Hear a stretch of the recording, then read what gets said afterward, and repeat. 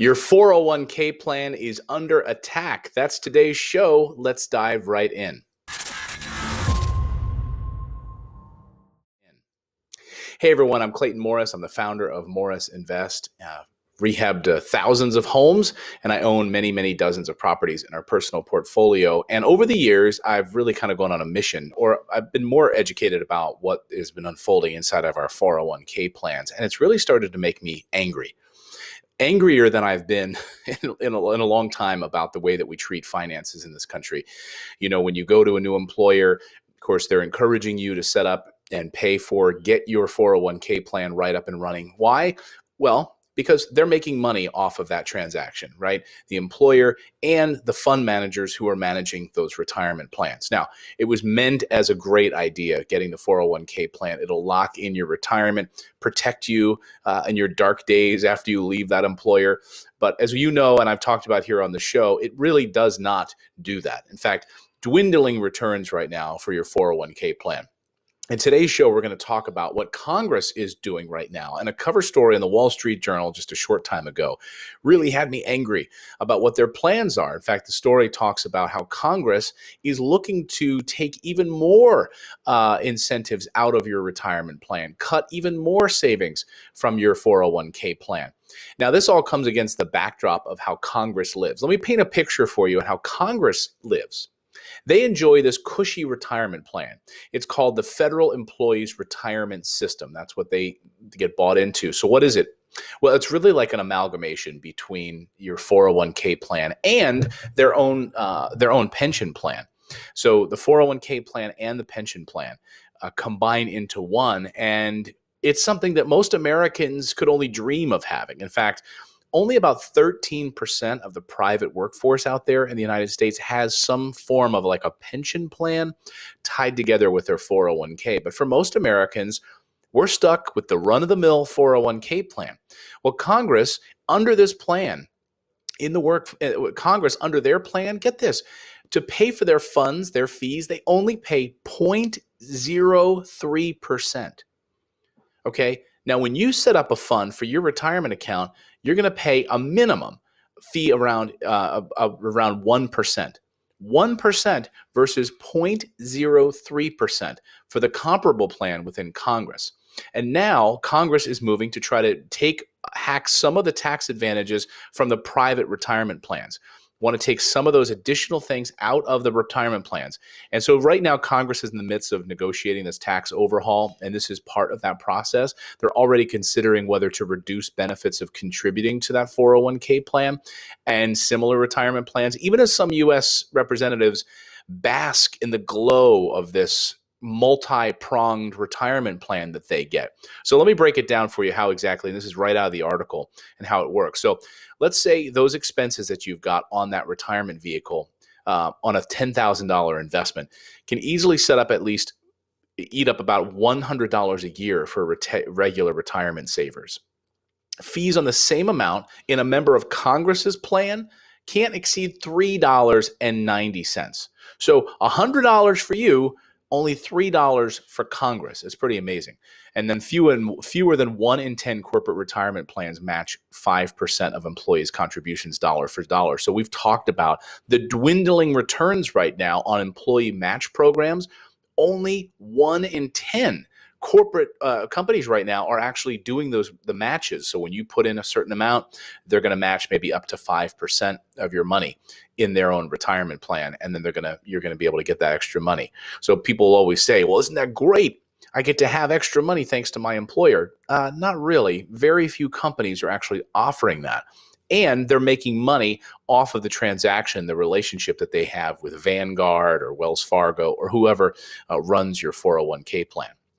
So listen to this. Even if a member of Congress won't set aside any of his or her own money, the public, you, the taxpayer, automatically contributes an amount equaling 1% of that legislator's salary to the federal retirement fund. So this cushy federal retirement fund that they have and the fees associated with it, which are minimal, like we just said, you are paying for. You are covering as the taxpayer. Are they covering your retirement plan? Heck no. Of course they're not. Oh, it infuriates me. So, here's what basically the Senate Banking Committee last month, Gary Cohn, the director of the White House National Economic Council, discussed ideas that would remove pre-tax benefits from these retirement accounts, including 401ks, and he would shift them to the after-tax benefits. It wasn't clear how seriously the administration, though, is evaluating any specific proposal, the people said. Oh, great. So, but there are some changes coming. We know that, right? We know that the tax code is going to change. So in the next round of these tax overhauls, it's not really a question of whether retirement plans are going to get a haircut, but how much. If you look at some of the law firms and associated with rewriting the tax code and helping out in DC, because the money you're contributing to 401ks and other types of retirement plans isn't subject to current income tax. So how are they going to shift all of this? If you think about this, right, nor are your future earnings on that money. They're not those accounts until you take them out and you live in retirement. So then they'll be taxed as ordinary income later in life. I think the great canard about the 401k is this idea that you're going to retire less wealthy, right? It's the idea when people say it's pre-tax, right? You get a pre-tax account. So this is fantastic. You got a pre-tax retirement account. And I'm going to pay taxes later. This is fantastic. It's mind-blowing. Why? Because it's under the assumption that you're going to be less wealthy later, right? Don't you want to retire in a higher tax bracket, meaning you're wealthier than you are now?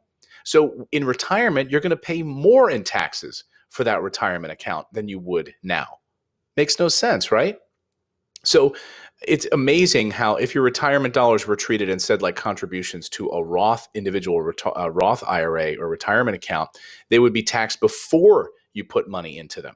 And you could ultimately withdraw the money tax-free in retirement. But the incentive of getting that upfront tax break would be gone. So right now we're trying to see exactly what's going to unfold, but there's all of this money that Congress is not going to ignore. And according to the article, I'm going to quote, taxing retirement plan contributions, Roth style, would generate roughly $1.5 trillion over the next decade, that the way that the government reckons those numbers. So the idea that they would remove that pre-tax incentive, have you be taxed on it, which I'm actually okay with. And then because you're going to retire wealthier later, right? So putting it in pre-tax, which is fine. And then Congress can get their hands in it, right? They're going to make some money off of that $1.5 trillion that's out there floating around. But again, then also reducing and taking account of the fees that these companies can make is also going to increase. So it's just basically the idea of penalizing retirement saving. And they're making it more difficult for us to save. The amount of incentives to even put money into a 401k are dwindling.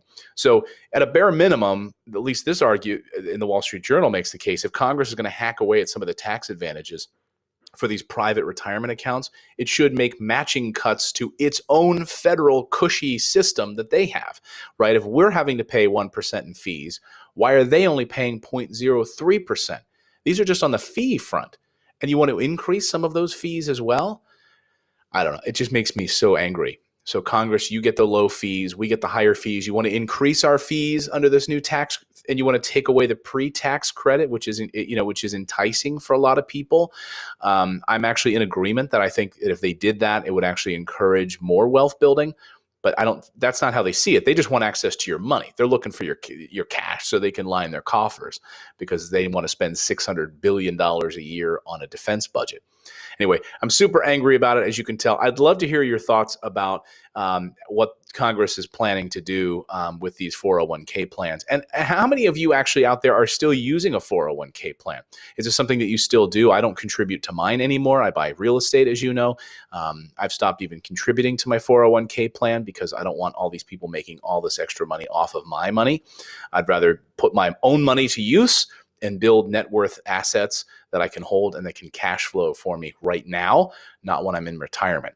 So that's the way I look at it. I'd love to hear how you look at it and how you use your 401k. Do you plan on retiring less wealthy later on so you're excited about the pre-tax stuff? Or do you want to shift your strategy and be taxed ahead of time? That way, when you take it out when you're in your retirement, it's all tax free.